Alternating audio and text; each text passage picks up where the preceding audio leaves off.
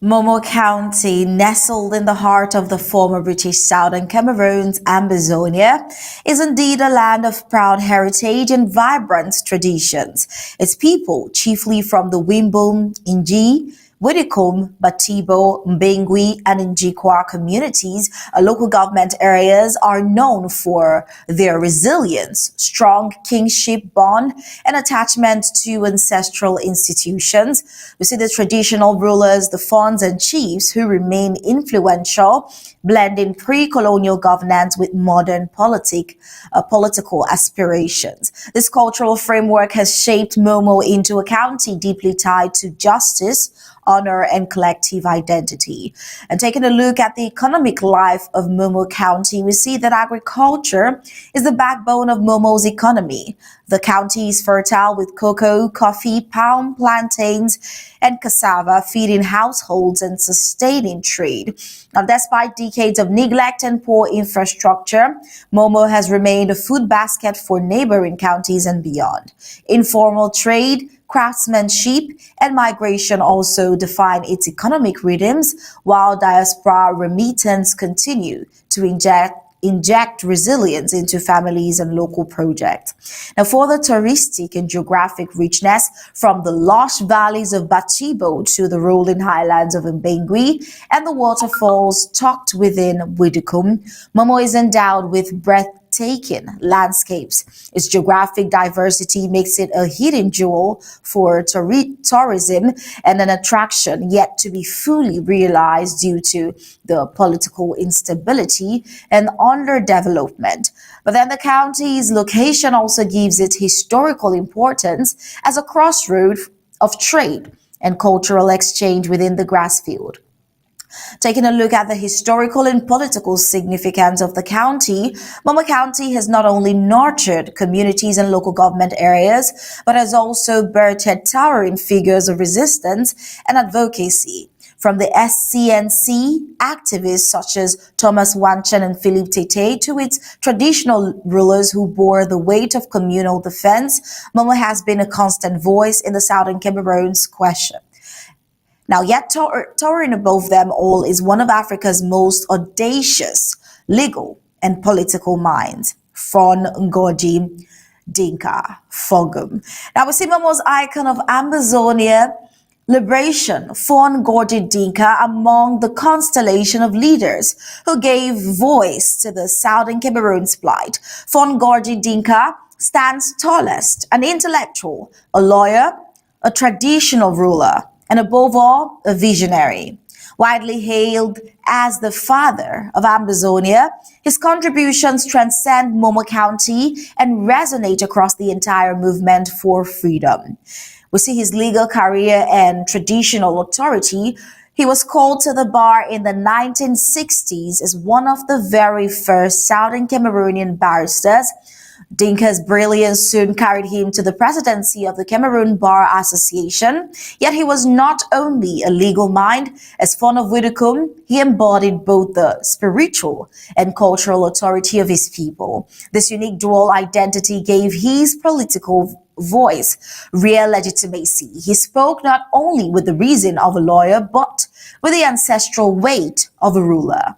In the early 1980s, as the union between Southern Cameroon and La République du Cameroun began to unravel, Fon Ngozi Dinka emerged as the boldest critic of Yaoundé's betrayal. He argued that the 1961 union was illegitimate, violated by unilateral constitutional changes, annexationist policies, and the suppression of the Southern Cameroon's rights. His genuine thoughts towards this brought to light. He was a genius who was to recognize that a people cannot exist without a name. And out of the waters of Amber's Bay, he coined the name Ambazonia, a single unifying identity for a territory too often referred to with cumbersome colonial titles such as the United Nations trusteeship of the former British Southern Cameroons.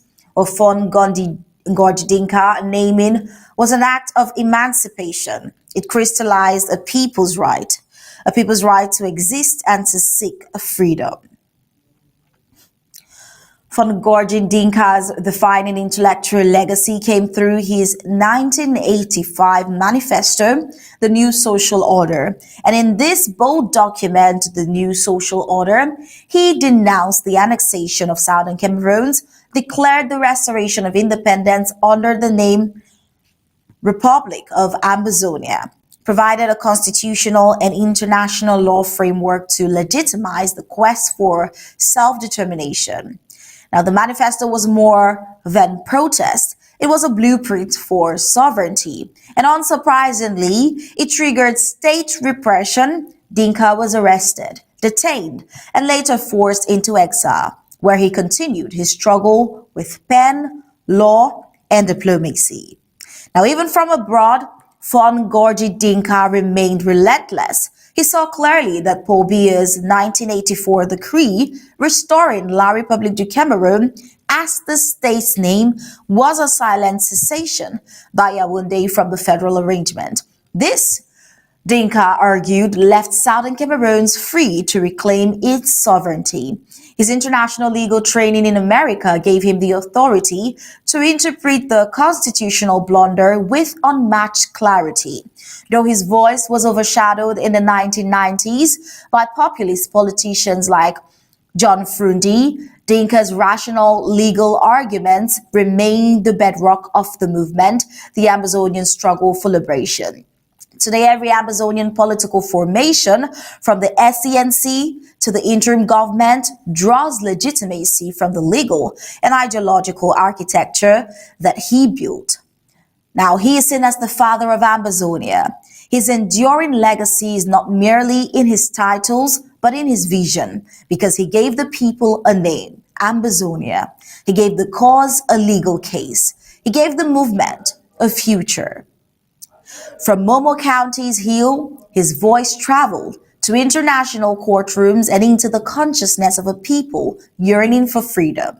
To this day, Fongorji Dinka is remembered not just as Momo's son, but as the founding father of Ambazonia. Momo County, one of the cornerstone territories of Ambazonia, is a land rich in cultural heritage, anthropological diversity, economic potential, and holds the father of Ambazonia. From its fertile farmlands and vibrant markets to its untapped touristic attractions, Momo embodies both the resilience and aspiration of its people. Beyond its natural and cultural wealth, the county has also produced some of the most respected figures in the Amazonian struggle, one like Fongorji Dinka.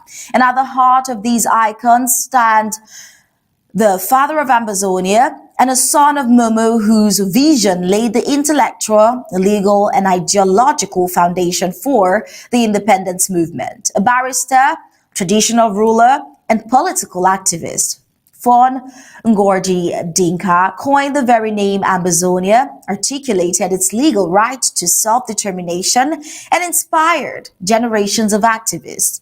His legacy remains pivotal, not just for Momo, but for the identity and legitimacy of Ambazonia itself.